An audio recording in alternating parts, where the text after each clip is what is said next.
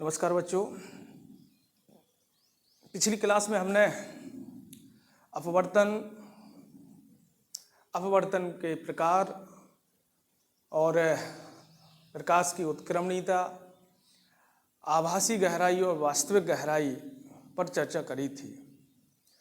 आज हम पूर्ण आंतरिक परावर्तन, टोटल इंटरनल रिफ्लेक्शन, इस पर हम चर्चा करते हैं।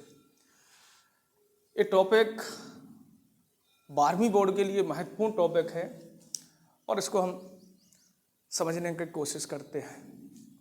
चलिए, तो देखो बच्चों, हमने पिछली क्लास में बताया था कि जब प्रकाश किरण सघन माध्यम से विरल माध्यम में जाती है तो अभिलंब से दूर हट जाती है।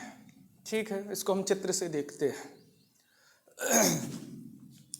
तो हमने माना कि ये कोई पृथककारी पृष्ठ है जो दो माध्यम को अलग कर रही है। नीचे मान लें हम कि ये सघन माध्यम है, हो सकता है जल, कांच, वो सघन हो गया, और इसके ऊपर ये हो गया विरल माध्यम। विरल माध्यम है।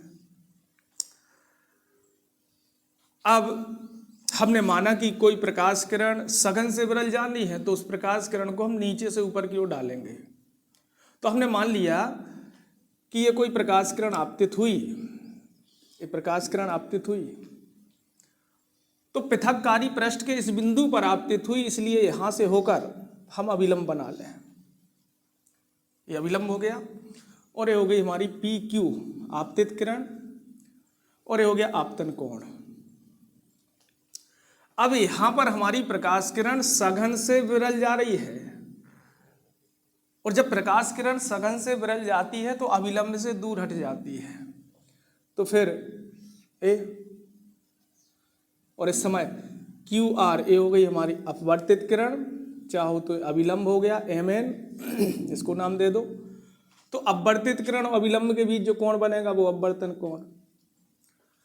तो यहां पर हम देख रहे हैं कि जो आपतन कोण है इसकी तुलना में अपवर्तन कोण बड़ा है। अर्थात जब प्रकाश किरण सघन से विरल गई तो इस समय अपवर्तन कोण का मान आपतन कोण से अधिक हो गया।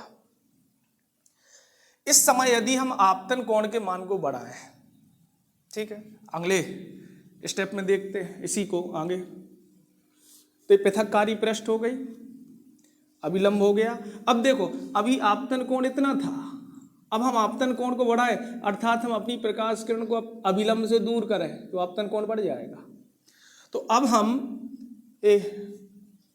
आपतन कोण इतना कर दिया, आपतन कोण बढ़ा दिया, तो हम देखेंगे कि हमारी जो प्रकाश किरण है वो अभिलंब से और दूर हट गई, ये आ गई। तो पी क्यू आर, हम देख रहे हैं कि अपवर्तन कोण का मान और बढ़ गया।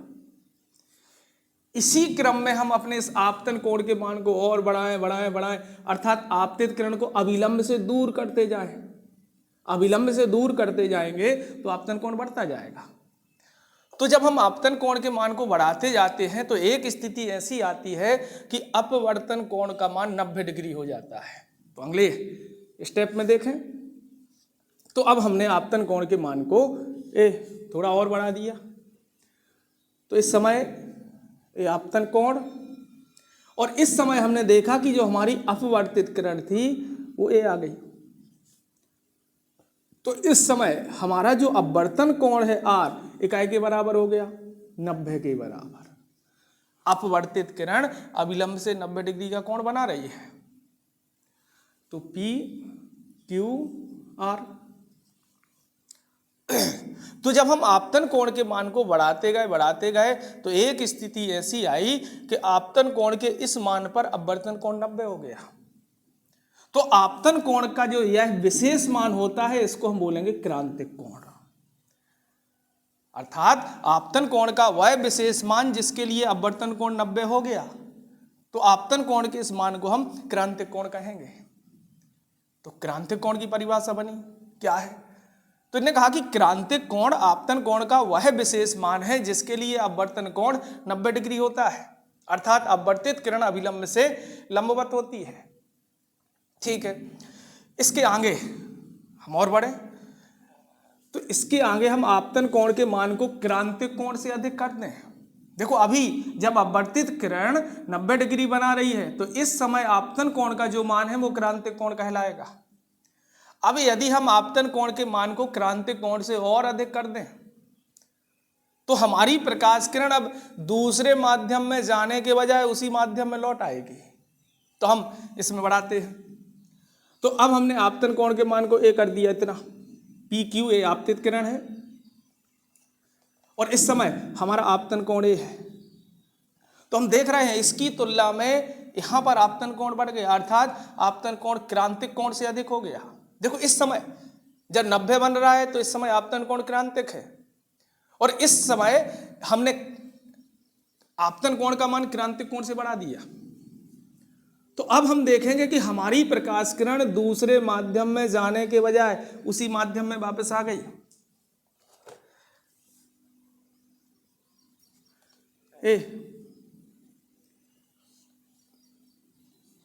अब हमारी प्रकाश किरण दूसरे माध्यम में नहीं गई, सघन से विरल में नहीं गई, बल्कि उसी माध्यम में वापस लौट आई।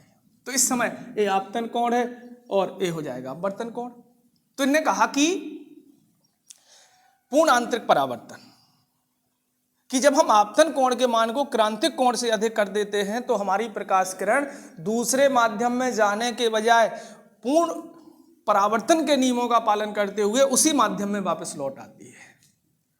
और एक घटना पृष्ठ के जिस भाग से होती है वो भाग चांदी के समान चमकने लगता है।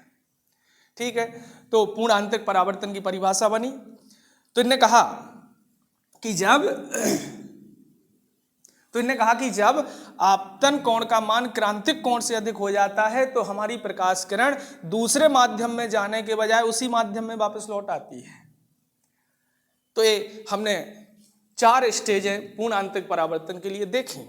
अब पूर्ण परावर्तन की एक लाइन में हम एक साथ परिभाषा बोले तो इन्होंने कहा कि जब प्रकाश किरण सघन माध्यम से विरल माध्यम में जाती है, देखो हम इसको देख रहे हैं पूर्ण आंतरिक परावर्तन की परिभाषा को।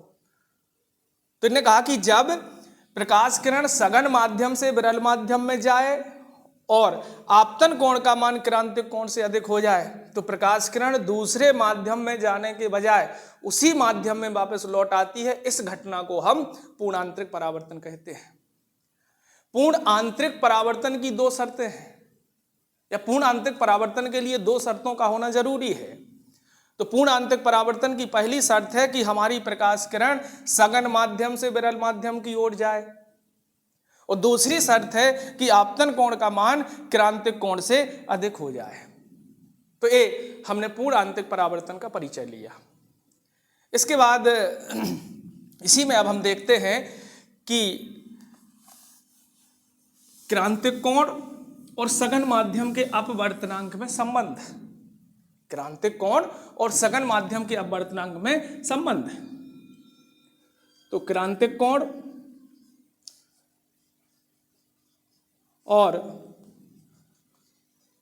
अपवर्तनांक में संबंध, रिलेशन।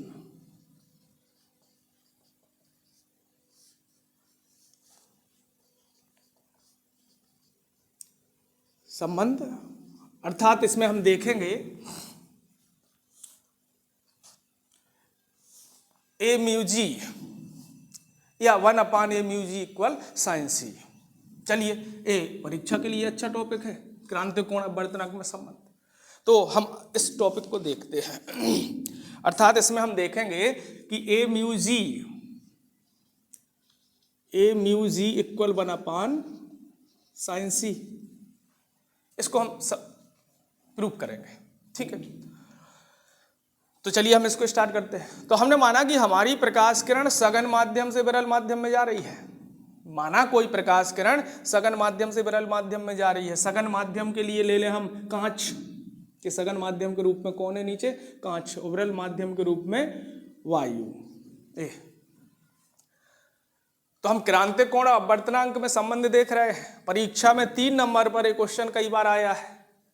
तो यहां पर हमें ये सिद्ध करना है। तो यहां पर हमने माना कि हमारी प्रकाश किरण सघन माध्यम से विरल माध्यम में जा रही है, अर्थात कांच से वायु जा रही है। और इस समय सघन माध्यम में हमने माना कि आपतन कोण I है और विरल माध्यम में अपवर्तन कोण R है। अतः इसको हम गणितीय रूप में लिखें तो सघन माध्यम के सापेक्ष विरल माध्यम का अपवर्तनांक, सघन माध्यम के सापेक्ष, तो सघन माध्यम कांच है तो G mu A equal sine I upon sine R। ये हमने जब आपको पिछली क्लास में, पिछले वीडियो में अपवर्तन बताया था तो उस समय स्नेल का नियम पढ़ा था, स्नेल का नियम है। और ये हमने निरपेक्ष और सापेक्ष दो अपवर्तनांक की परिभाषाएं बताई थी, तो उसमें ये है। तो हमारी प्रकाश किरण सघन से विरल जा रही है, कांच से वायु जा रही है, तो इसको हमने गणितीय रूप में लिखा G mu A equal sine I upon sine R। यदि I इक्वल C, मतलब आपतन कोण क्रांतिक कोण के बराबर है, अर्थात I इक्वल C क्रांतिक कोण हो, मतलब आपतन कोण क्रांतिक कोण के बराबर होता है, तो इस समय क्या होता है, अपवर्तन कोण कितना, तो इस समय हो तो इस समय R इक्वल 90 होता है। जब आपतन कोण क्रांतिक कोण के बराबर होता है तो अपवर्तन कोण 90 होता है, तो वैल्यू इसमें रखें तो G mu A equal sine I के इक्वल क्या लगते हैं C, R के इक्वल लगते हैं 90, तो साइन 90 तो 1 हो गया, साइन C बचा। तो G mu A equal sine C। यहां पर हम प्रकाश की उत्क्रमणीयता लगा सकते हैं, चूंकि G mu A equal 1 upon A mu G, ये प्रकाश की उत्क्रमणीयता उससे आ गया। अब ये वैल्यू उठा के हम यहां रख दें, तो चाहो तो समीकरण दे दो, तो समीकरण 1 से तो हमने रखा, तो G म्यू A की जगह A म्यू G रखना है, तो 1 upon A mu G equal sine C, या इसी को हम ऐसा लिख दें कि A mu G equal 1 upon sine C, A derivation. या इसको हम ये भी लिख सकते हैं A mu G equal cosec C। तो ये हमारे जो संबंध आए तीनों, ये तीनों संबंध क्रांतिक कोण और अपवर्तनांक में संबंध बता रहे हैं। बिल्कुल सिंपल है और 12वीं बोर्ड के लिए मोस्ट इंपोर्टेंट है।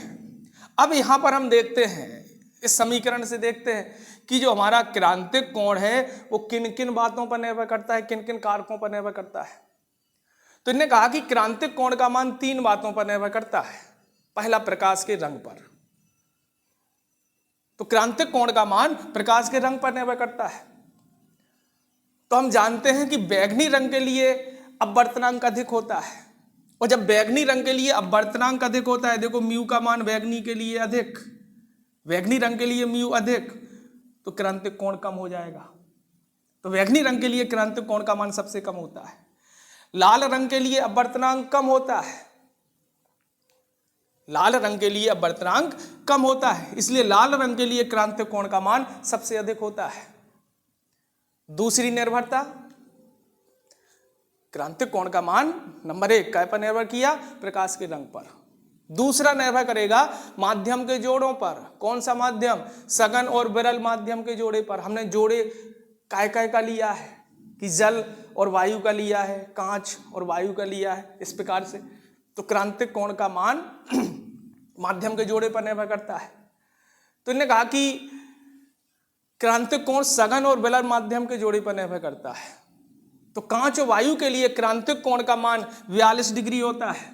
कांच और वायु के लिए वैल्यू, जो निर्भरताएं हैं इनको हम ऑब्जेक्ट के लिए ध्यान रख सकते हैं कि रंग, किस रंग के लिए क्रांतिक कोण अधिक, किसके लिए कम। तो यहां पर हमने देखा कि बैंगनी रंग के लिए क्रांतिक कोण कम और लाल रंग के लिए सबसे अधिक।